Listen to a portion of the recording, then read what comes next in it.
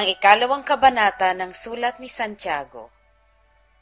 Mga kapatid ko, yayamang mayroon kayong pananampalataya ng ating Panginoong Hesukristo na Panginoon ng kaluwalhatian ay huwag magtatangi sa mga tao.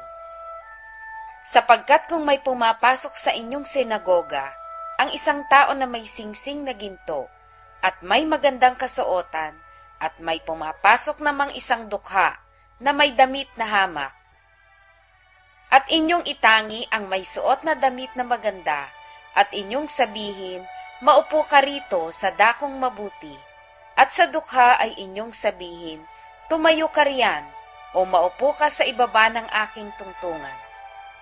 Hindi baga kayo'y nagtatangi sa inyong sarili, at nagiging mga hukom na may masasamang pag-iisip? Dinggin ninyo mga minamahal kong kapatid, hindi baga pinili ng Diyos ang mga dukha sa sanglibutang ito upang maging mayayaman sa pananampalataya at mga tagapagmana ng kahariang ipinangako niya sa mga nagsisiibig sa Kanya?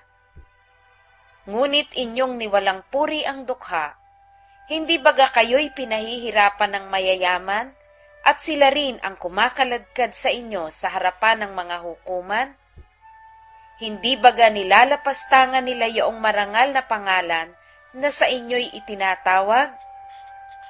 Gayunman, kung inyong ganapin ang kautosang hari, ayon sa kasulatan, iibigin mo ang iyong kapwa na gaya ng sa iyong sarili, ay nagsisigawa kayo ng mabuti. Datapwat kung kayo'y nagtatangi ng mga tao, ay nangagkakasala kayo, at kayo'y hinahatulan ng kautusan na gaya ng mga suwail. Sapagkat ang sino mang gumaganap ng buong kautusan at gayon may tumitisod sa isa, ay nagiging makasalanan sa lahat. Sapagkat ang nagsabi, huwag kang mangalunya, ay nagsabi naman, huwag kang pumatay.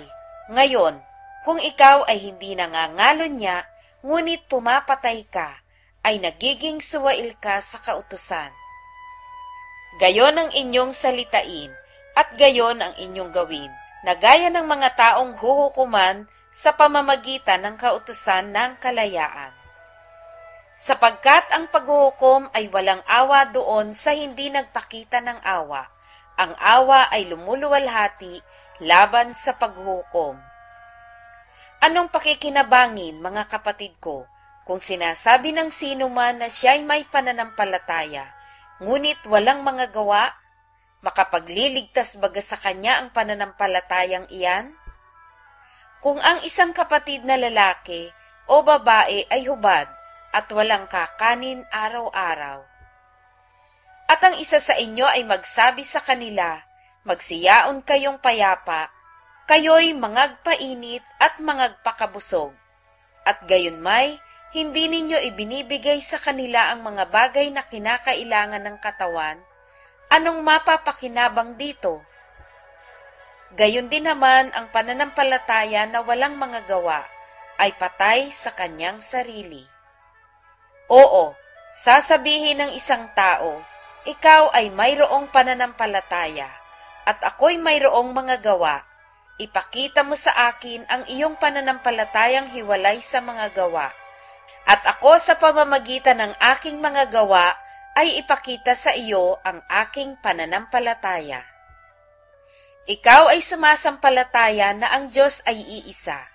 Mabuti ang iyong ginagawa. Ang mga demonyo man ay nagsisisampalataya at nagsisipanginig.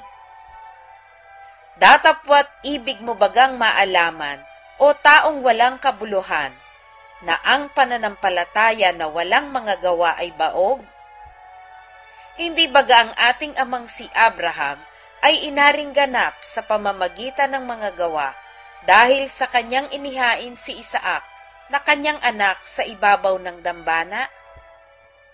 Nakikita mo na ang pananampalataya ay gumagawang kalakip ng kanyang mga gawa at sa pamamagitan ng mga gawa ay naging sakdal ang pananampalataya.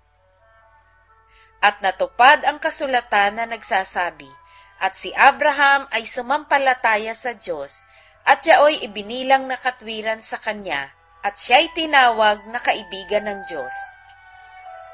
Nakikita ninyo na sa pamamagitan ng mga gaway inaaring ganap ang tao, at hindi sa pamamagitan ng pananampalataya lamang. At gayon din naman, hindi rin baga si Rahab na patutot ay inaring ganap sa pamamagitan ng mga gawa, dahil sa tinanggap niya ang mga sugo, at kaniyang pinapagdaan sila sa ibang daan? Sapagkat kung paanong ang katawan na walang espiritu ay patay, ay gayon din ang pananampalataya na hiwalay sa gawa ay patay.